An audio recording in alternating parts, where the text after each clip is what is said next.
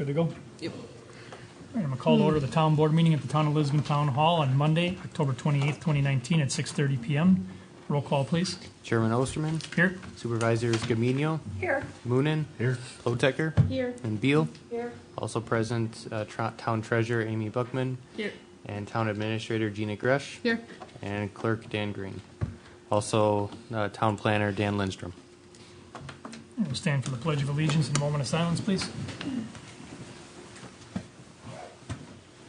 I pledge allegiance to the flag of the United States of America and to the republic for which it stands, one nation, under God, indivisible, with liberty and justice for all.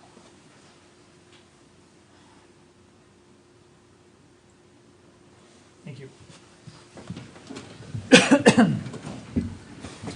Item 3 is comments from citizens present. Does anyone wish to make any comments tonight? All right. Item 4 is the consent agenda. Items listed under the consent agenda are considered in one motion unless a town board member requests that an item be removed from the consent agenda. Tonight we have the October 14th and 21st, 2019 town board meeting minutes, the Barnwood Conservancy Letter of Credit Reduction Request number 5, to accept the resignation of Ryan Kitzinger from the Park Committee, to adopt Resolution 12-19, a resolution amending the Town of Lisbon land use map for the property known as the Brown property, for property located at North 55 West 25299 Richmond Road, tax key LSBT 0273.998, in Ordinance 21-19, an ordinance repealing and recreating Section 2.06 Parent A of the Town of Lisbon Code regarding polling places. Does anyone wish to make a motion on the consent agenda? Have anything removed? Take it as a whole? I'll make a motion that we approve the consent agenda. Moved by Tidia to approve. Is there a second? I second. Second by Linda. Any other discussion? All in favor? Aye. Opposed? Motion carries 5-0. Item 5 is approval of bills. All right, we got accounts payables, the top 5 expenditures. We have a total of $149,119.39. This is an updated number from what is in your packet. We had to add one additional invoice today for We Energies for a streetlight replacement. Top 5 expenditures: $66,984.51 to advanced disposal services for September garbage and recycling collection. $59,004.90 to Waukesha County Treasurer for November police services. $9,465.25 to Kramer, Maltoff, and Hammes for our town legal, regular legal, TID, border agreement incorporation, zoning, and meetings. $1,488.91 to Stark Asphalt for rut patching on Plainview. And $1,137.65 to Lisbon Sanitary District for September services. Any questions on the bills? Is there a motion on the check register? I make a motion we accept everything. Moved by Linda to accept. Is there a second? I'll second it. Seconded by Becky. Any discussion? All in favor? Aye. Opposed? Motion carries 5-0. Item 6 is announcements and correspondence. I've got a meeting schedule. Wednesday, November 6th, the Department of Administration public hearing for the Merton-Lisbon border agreement will be at 4 p.m. at the Richard Young Memorial Fire Station. November 11th will be the next town board meeting at 6:30 at the town hall. Wednesday, November 13th will be the 2020 budget public hearing and special town meeting of the electors at 7 p.m. It will be at the town hall this year. November 14th will be a plan commission meeting at 6:30 at the town hall. November 18th will be a park committee meeting at 6:30 at the Richard Young Fire Station. November 20th will be a sanitary district committee meeting at 7:30, followed by the budget public hearing. And on the 25th will be the next town board meeting after that, and offices are closed on the 28th and 29th of November. Does anyone else have any other announcements or correspondence to note? We also have the 2020 Appliance and Electronics Recycling Event Flyer in our packets. All right, department reports. Administrator. All right, just a few things. Budget public hearing and special town meeting of the electors. The notice has been sent to the papers. It's posted online. Please note the meeting will be at the town hall now because we're able to televise and stream on YouTube. Compost site's going to be closing for the season on Saturday, November 23rd. And we have one other update in my administrative report that came this morning. We have Planner Dan Lindstrom here to update the town board on short-term rentals in the town. Oh, we gotta get him a mic.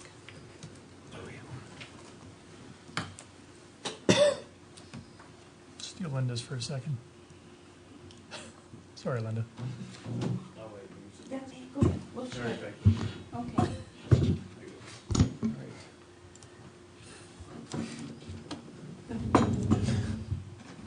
Thank you, Mr. Chair.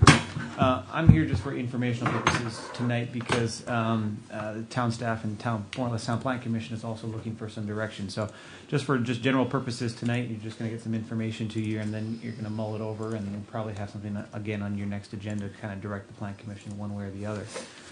So I'll give you kind of an overview. In 2017, the state of Wisconsin passed as part of this budget a short-term rental ordinance, or short-term rental statute, I should say. And what that did was it kind of set some base parameters how municipalities must treat short-term rentals, i.e. Airbnbs, VRBOs, and Craigslist listings like that.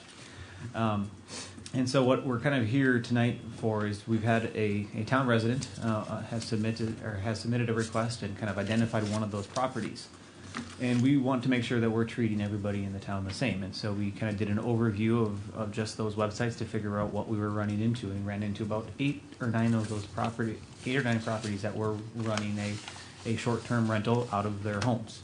And so before we directed them down a path in our zoning code, of which would be a bed and breakfast, we wanted to make sure that we were either going to do that or either not move down that direction, or either establish a new piece to that one. So I'm going to touch on those here shortly, but again, it's just informational tonight. So currently, as I mentioned, we have about 8 town property owners who are using those websites as a listing. Most of these are for overnight purposes and not for a typical bed and breakfast. So our code is for an older kind of bed and breakfast of what you typically would see as somebody who's providing you the breakfast. Most now, those Airbnbs and VRBOs are strictly just for the nights. The member of the public made town staff aware, and we did our research, and we kind of wanted to dive into that one. And then we don't anticipate this trend going away. And so it's whether or not we want to address it or we don't. And so I just have on the slide here the parcels that we currently found. And so I can give this to the Plan Commission afterwards if you want to see which ones they are, but these were just part of our research. Important points to note, as I mentioned, we do have a bed and breakfast establishment in our zoning code, but it's an owner-occupied single-family residence, often in a building with a landmark or historical significance. That's kind of the key point to that one. And a licensed as a bed and breakfast where the property owner provides short-term lodging for 4 or fewer rooms for paying guests, and which offers breakfast as its only meal to overnight guests. Pretty specific.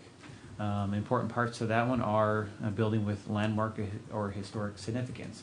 We have a lot of individuals could be in the town who aren't of, and properties who aren't of historical significance that could also be down this path. And so again, we're kind of getting into a realm in which we don't have a true definition for. That zoning code definition also comes along with conditional use permit standards that are pretty clear. I'm not going to go through them all here tonight, but just know that those standards are pretty set forth. So there's about 9 different standards that an applicant would have to comply with when it came to those, and that is primarily the 2 that I kind of want to touch on are going to be the overall dates that you could be in the use, and then also making sure that it's part of the primary use of the property. So from an overall standpoint, what the state did was the state passed in its statutes that you, as a municipality, cannot severely limit a property owner from renting out a room or their home from a period of 7 to 28 days. After that, it becomes pretty much a normal type of any other operation. But from a standpoint of you can't be overly restrictive to allowing somebody to rent a room in their home or their entire home for that period of time. You can have certain standards, and whether or not it's a conditional use permit or just a permit itself, you can do that with some basic pieces. But the overall intent is you cannot be so overly restrictive that you pretty much make it null and void at that point. The state, however, did say that you can limit anything under 7 days. You could just straight up just deny them as a result, because they felt that was too much of a commercial use at that time. So that's kind of where we differ. Right now, our CUP standards for bed and breakfast allows from 1 to 14 consecutive days, or in this case, now we're from 7 to 28 days. So we have almost 2 conflicting standards, and we have people who are kind of operating in that gray area right now. So from an overall standpoint, some of the possible solutions that we had put together, just from our standpoint, for you to mull over the next few weeks is As you think about this in more in depth, and I can provide all these little bit details, and I'll give these to Gina so that way you have them for your next agenda, some more information, a memo, and some other stuff that goes along with it. But a possible solution is to be what some communities have done, which is no action. Let them continue to move forward as they so choose, and as if it becomes a problem, then they'll address it at that time. That's, again, some of the communities who don't deal with them a lot. If you get more of a lakeshore community or somewhere it's a more touristy area in which you have these happening on a consistent basis, you may be in a different situation. Other solution would be to amend the existing definition for bed and breakfast to allow for short-term rentals, and this action would require all short-term rentals to require a conditional use permit. So again, that's kind of going heavy-handed the other direction. You could establish a second short-term permit for the rental ordinance, and that would be for those 7 to 28 days, in which is just a permit process, not an actual plan commission process, but a permit process. Where in the zoning code you've predefined all the important things that you want them to make sure that they're doing. That's the way a lot of communities around here are doing it. Fox Point just did one a couple of weeks ago, or a couple months ago. A couple other places have done where they've set those parameters set forth in their ordinance, and so that way they do have some oversight. You could authorize the short-term rentals as part of the conditional use permit process and then modify from that into 28 days now because we're 1 to 14. Or you can establish a short-term rental ordinance that does not permit anything under 6 days. And so those are all little bit variances that we can continue to look at. But just know that there's a few different ways that we can go. And the Town Plan Commission and town staff didn't want to be sending all these applicants down the conditional use permit path, as once it got to here, it could be done the wrong way. And so that's the reason why we wanted to talk with you first. Does this affect revenues at all? Because isn't tourism something that can come and benefit the revenues directly of the town versus other income sources? And would one of those options affect that differently than another? So when you establish the short-term rental ordinance, you do have the ability, and they have to actually be, I don't have more information on the state statutes, but I can provide them as part of my memo I've been working on. But they do have to register, and they do have to pay the tax on it. It's like 0.05%, not a lot, but ultimately that could come back in the form of a room tax for the county, not so much if you want to default that way, not for the local municipality. I don't think you guys want to be setting up a room tax for that amount of money, but they would have to go through that process. And then if we have room tax, don't we have to have a promotional tourism? That's what I'm saying. If you could find Yeah. a different body to take your dollars, would probably be the more appropriate option, or you just don't at that point. Yeah. So it's going to probably be more headaches than anything. So All right. something to think about. In your next packet, you'll have some information. And really, as I mentioned, the Plan Commission is just looking for some direction which way to go because the state statutes have now shifted away from where our code is. Could you provide us with a list of those residents in the town that are under this umbrella? That have just been operating as a short-term rental? You had it up Yep, there. I can provide And real that. quickly, I was looking. Yep, I can provide that. That'd be perfect. Thank you. Thank you, Dan. That was it. Thank you. Thank you. All right. Anything else for Dan or Gina? Clerk report. I just have a couple of items. The first is Plan Commission joint public hearings. The last Plan Commission meeting, we did not have a quorum for the joint portion of the public hearing, which requires a majority of the town board. So I'm asking if everyone could keep the second Thursday available on their calendars, just in case. We've been having more and more of these joint public hearings as we've been having more rezones, comprehensive plans, those types of things. So I just ask everyone to try and keep that Thursday available. Once you do and we get closer to the meeting, if you guys want to work out a system of, you went this week, I'll go, or this month, I'll go next month, something like that, that's fine. But I'll try and get you guys an email as soon as I know that we're going to have a joint public hearing so you guys have enough heads up. But just want to make sure that we get those quorums because they're a little bit difficult to reschedule, especially if there's a lot of people that are planning to attend and then show up and it's canceled. And it is hard to get the word out too because they're notified by mailings and that sort of thing. So just a heads up on that. Second item, just recruiting poll workers. So again, spread the word to anybody you know. We're still looking. We've gotten quite a few applications through the Facebook job posting. I did speak to the new Redeemer United Church of Christ polling location. Their pastor is going to put it in their flyer that we need it too, so it's a good way to recruit. And then I will be putting out something on the Starbucks. They have community post boards, so that's a good way to recruit too. So What kind of hours do you require for that? we require the full day. It's really hard to get part-time workers because you have to split shifts, and it makes it really hard to schedule. Is it like from 7 a.m. to 8 p.m. or something? It's like 6 a.m. to 9 p.m. Okay. So Is there food for poll workers? yes, food is provided, and then a lot of times poll workers bring their own treats. So there's usually an abundance of food, cookies, sweet breads, and healthy foods like that. So the sugar to keep them going, and that's it. Any other questions for Dan?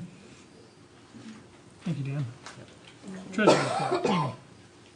Okay, just some general updates. We're starting the early stages for tax collection preparations. We're working on getting documents ready for the preliminary audit work. Baker Tilly will be here November 5th and 6th for that. I've been reviewing different rates for the loan we want to take out for the 2020 capital projects. Do you want me to kind of go over what I've gotten back so far? Sure. For a 5 to 7 year from Town Bank, they were saying between 1.95 and 2.25. He's still going to get back to me on a 10-year with a one-time call option. First Federal came back at 1.125 with a call feature. I still have. She left me a message, so I still have to talk to her to get more details on that. And then Waukesha State Bank, their 5 to 7 year, they said would come in around 2%, 10 year at 2.1, and then if you add the one-time call at 5 years, it would be 2.2%. So fairly close. First Federal coming in the lowest, but again, I want to talk to her to see why that is or what's different about it. So then moving on to the revenue and expenditures. As of the end of September, we've collected 102% of our budgeted revenues and have almost 183,000 still coming in Q4. And this does not take into account the 1.175 million for the sale of the Haas land. So in October, we're going to get 83,000 for the quarterly transportation aids, or we did. November, we still have 100,000 coming in for the state shared revenues, and that's the final one for that one. Then total expenditures are coming in at 72% of the budget at the end of the quarter. If you take into account the capital we levied for in the general fund and the fund balance we used to pay down the debt service, and that's your 841,000 you see at the bottom. At the transfer outs, it's more like 88%. So again, we're in a very good position. We only have one upcoming debt payment in November, and that's an interest only for the Clearwater loan, and it's just under $12,000, and then we start over again next year.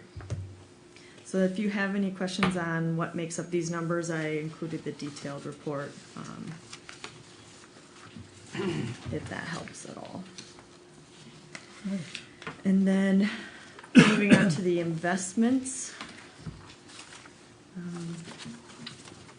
We have 4.7 million in CDs, money markets and such, and then total interest earned for January through September is 72,000, up 124% from all of 2018. And then up 295% from all of 2017. I was able to get Waukesha State Bank to increase our money market interest rate. Linda, you were asking if we could look into that, and it was at 0.5%, and they were able to get us to 0.6 fixed, and then they add a premium each month. So that will fluctuate. So it was at 0.86 for September. So even if there's no premium, we're still the 0.1%. So, and then I'm waiting for a full proposal from Town Bank on the rates for if we were to switch everything over to them that we have from Waukesha State Bank. But again, the rate that Town Bank had is because that was mainly like a account that you deposit into. It's not necessarily a checking account. So I'm interested to see what they're going to come in at. And then we had 2 Town Bank CDs come due in October. Rates are starting to drop, so I decided to invest a larger chunk for 18 months and then a smaller amount for 16 months or 6 months, both at 1.7%. So that way, if they're right and the rates go down, we have a larger amount locked in at the 1.7. And then we also had our other U.S. Treasury bill that was redeemed in September. At that point in time when we took those out, the Treasury bills were higher rates than the CDs, and now it's flipped. So this time I invested in a 12-month CD at 2% for that one. And then the last thing, we need to write off some uncollectible debt. So this will include the normal delinquent personal property tax and Waukesha County collections. That's past like the statute of limitations to collect. And then the larger amount, the $18,000, is from the rest of the cleanup of the AR. And after talking with Becky, we figured out that those were never sent to collections because they did not have the, what was it, the professional service reimbursement forms. Mm-hmm. So they are, regardless, they're past the statute of limitations to collect them anyways, but that's why they were never sent. So that was kind of our bigger question, I think. Mm-hmm. So that's more of a one-time thing. Going forward, that shouldn't happen again. So my recommendation there is to write off $20,719.62 for uncollectible debt for 2019. So again, it was only budgeted at $10,000, but to clean this up and move forward, this year it'll be over. So. Mm-hmm. And that's it. Any questions for Amy? So there's never a way at all. What's the year that's a cutoff? How many, is it 3 years? What's the cutoff time that you can't go back? I think it was 6. 6 years. Yeah, from the last time, from their last payment. So the debt could have been from 10 years ago and they were paying for, years and then stopped. It just is from the last payment. So just curious, so they've never been, have bills ever been sent out to them on a regular basis regarding this? That I don't know. But you do it from now on though? Oh, yeah. Mm-hmm. Because I want to make sure. Yeah. So in the past it wasn't done, but you're doing it. Thank Oh, you. yeah. Yeah. Any other questions for Amy? All right. We have item 8, which supervisor reports. Does anyone have anything to report? No, we had our meeting and we set the budget and for the sanitary district. It was still up in the air regarding a couple of things, but we're working toward a resolution hopefully and we'll get all settled. And our budget meeting is next on the 20th of November. So if anybody wants to come, please come. All right. Anyone else with anything? All right. We have no unfinished business, so on the new business, which A was discussion, necessary action to write off uncollectible debt. So Amy pretty much touched on that already. So. I make a motion. We write off uncollectible debt of $20,729.62. Is that the correct amount? 19. Oh, 19. Okay. And 62 cents. Okay. Is there a second? I'll second it. Second by Becky. Discussion? Hearing none, all in favor? Aye. Opposed? Motion carries 5-0. Item B, discussion and necessary action to direct Kunkel Engineering Group to apply on behalf of the town to apply for a multimodal local supplement funding from the Wisconsin Department of Transportation at a cost not to exceed $1,500 for the Lake 5 Trail paving project. Park Director John Greiton asked that I put this on the agenda. The town's been planning on paving the Lake 5 road path for a few years, but we've been trying to obtain funding from other sources. This one, Kunkel has found us. It's the state multimodal grant from the DOT.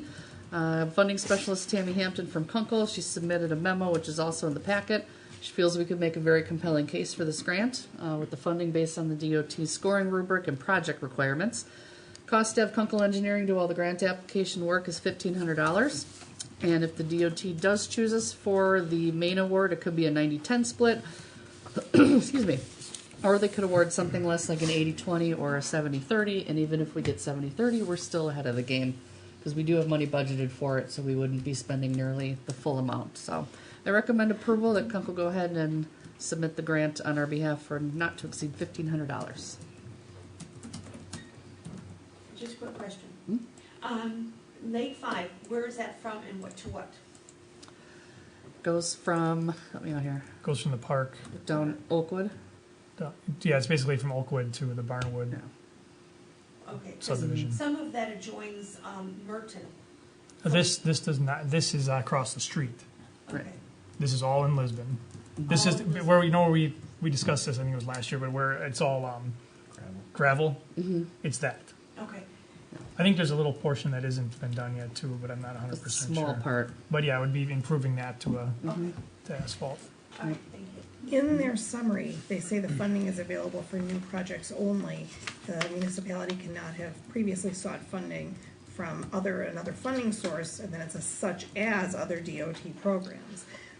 There was a prior grant application. But not from the DOT. I So- thought the same thing, and John said, no, that was a completely different source. It must have been DNR. Right, so even though it says they cannot have previously sought funding from another funding source, it means another funding source of the DOT. Right.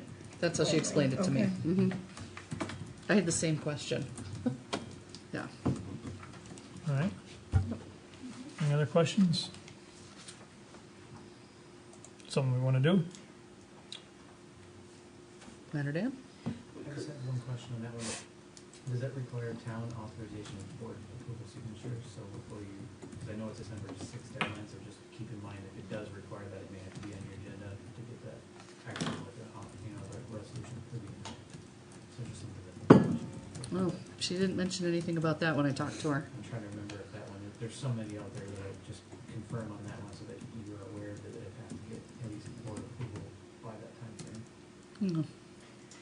And I'm sorry, what's the range of the grant again? If I missed that, I'm sorry.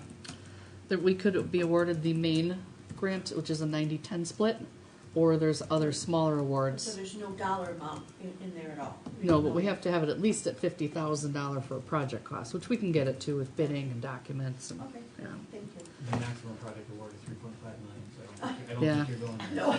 Yeah. Okay. Yep. I make a motion that we authorize Kunkel Engineering Group to apply on behalf of the town for multimodal local supplement funding from the Wisconsin Department of Transportation at a cost not to exceed $1,500 for the Lake 5 paving project. Is there a second? I'll second. Second by Tadia. Any other discussion? All in favor? Aye. Opposed? Motion carries 5-0. Item C is discussion regarding a citizen's request to restrict drones flying onto private properties. Sure. Dan asked me to look into, the complaint that he received regarding drones flying in, the area. We already have that regulation. The FAA oversees primary responsibility for enforcing all the rules and regulations. What that means to us is that we can respond to the incidents and report the information to them.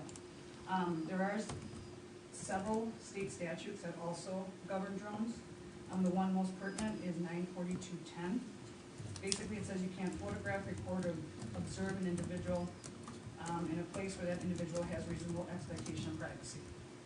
So if we're receiving these complaints, we can enforce it, and I don't see a big need to create an ordinance.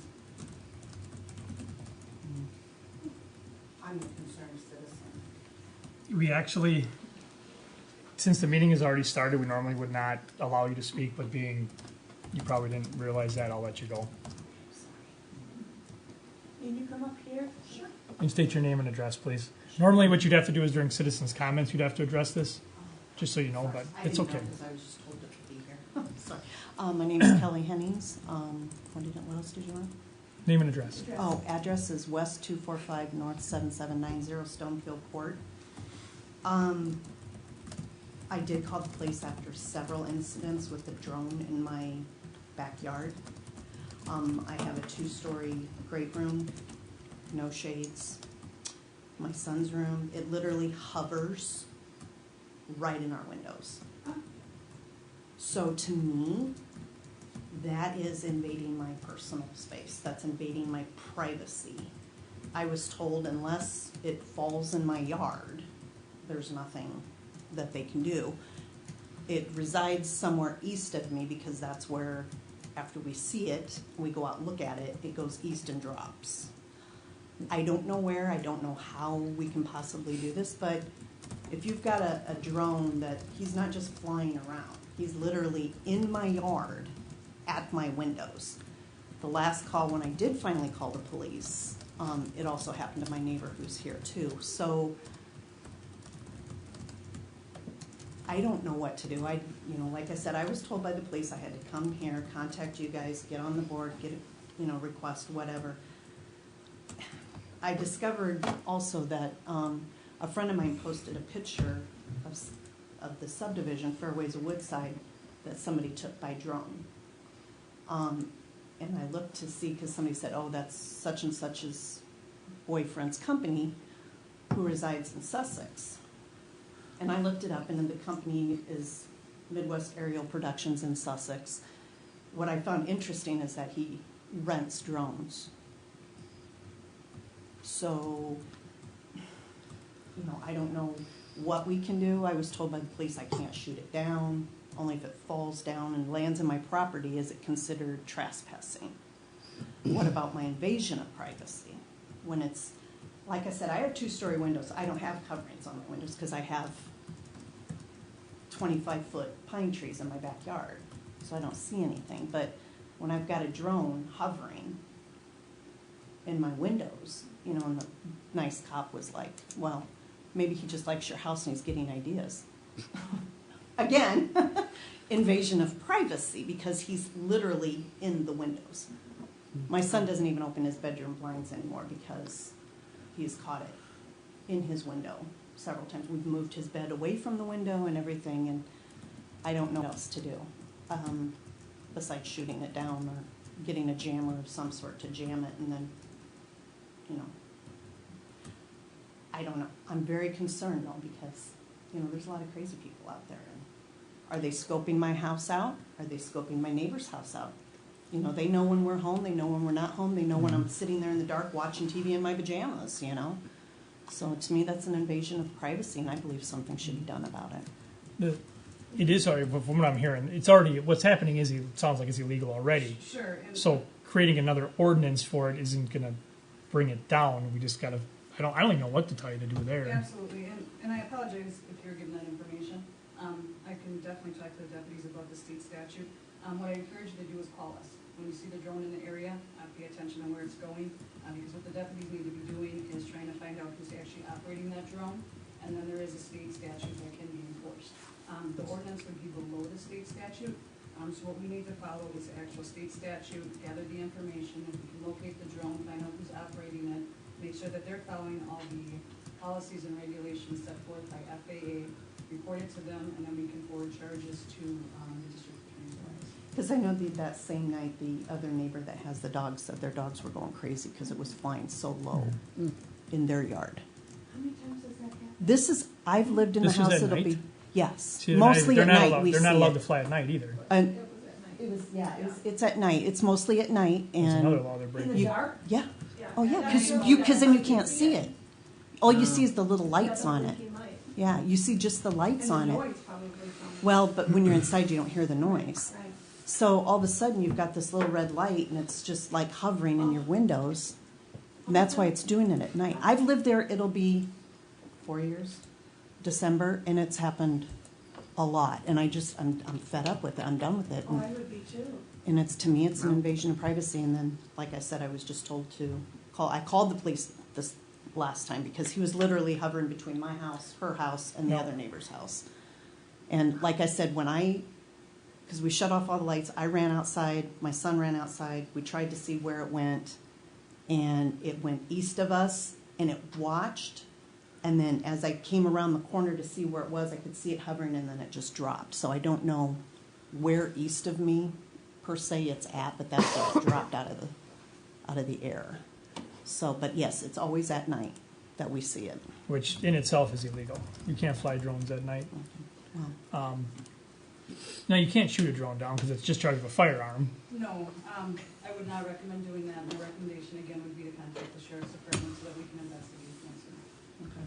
Well, I'll just keep, I hate doing that, but I will keep doing I it. encourage. Is there you to do anything- That's what we're here for. I mean, if that, No, People. some of the guidelines by FAA, when we respond, are just follow it, try and find out where it actually flew to, identify the owner, find out if it's licensed, and make sure that he's abiding by all state statutes. And what she's saying, just on face value, it's a violation 942.10. if it accidentally got hit by a paintball gun and came down, just on a random shot. Oops, that gun, you know. Okay, well then I'll just continue doing that and hope for the best, because I'm just concerned that now, you know, that got a company there, that's great, you know, I love that there's a company out there that does things, but if they're renting drones, I would bet you that this is not a professional drone like that. Because a lot of it's these, a good-sized drone. but I mean, a lot of the real big commercial drones, they they send a report. Well, and I believe the bigger drones are required to file something with the. Just for thought, the state statute can be higher consequences than a civil forfeiture. Right. So it depends upon if you want that lower consequence of utilizing the drone legally. Is there footage that they have to, what's the footage on that? And there's a whole bunch of different regulations on here. I don't have There's a them all with ceiling. The flight ceiling is 400 feet. Is it? But then, depending on where you're at, you can't be within so many miles of an airport. Yeah. I mean, you're supposed to call in. There's a lot of rules. That's I why mean, it's it's regulated by the FAA. right. Would it help if they took a movie, you know, a snapshot of it on your phone, like watching it and take a video? Would that help at all? The only thing is it's at night, It's I at know. night, though, it's hard. Yeah. right? I mean, we've tried, I have some, but it's so dark, you can't, Okay, you can barely see the blinking line. all right. Because he's smart, whoever it is, I mean, they know what they're doing. Big spotlights on the house too. Yeah, I was gonna Pretty sure say. I'm pretty sure my garden hose would be. Yeah, I'd be watering my roof at night. yeah. Yeah. Well, see, that's the thing, though, he sees you coming, he sees you Yeah, doing I something. literally pulled in the driveway and it went around the neighbor's house and went to the main, of the Oh, main Ridgefield? intersection. Yeah, it went east. How And then- terrible. Okay. So I called her immediately and she's like, yeah, I asked her if that's what it was. Statutes 19.85, parent 1, parent E, deliberating or negotiating the purchasing of public properties, the investing of public funds, or conducting other specified public business whenever competitive or bargaining reasons require a closed session. More specifically, to discuss terms of an agreement and negotiations with the Bryan Corporation involving the possible sale of a portion of the town lands, formerly the Leeds property, and also discussing creating TID number 2 on the property known as the Brown Farm. Is there a motion to go into closed session?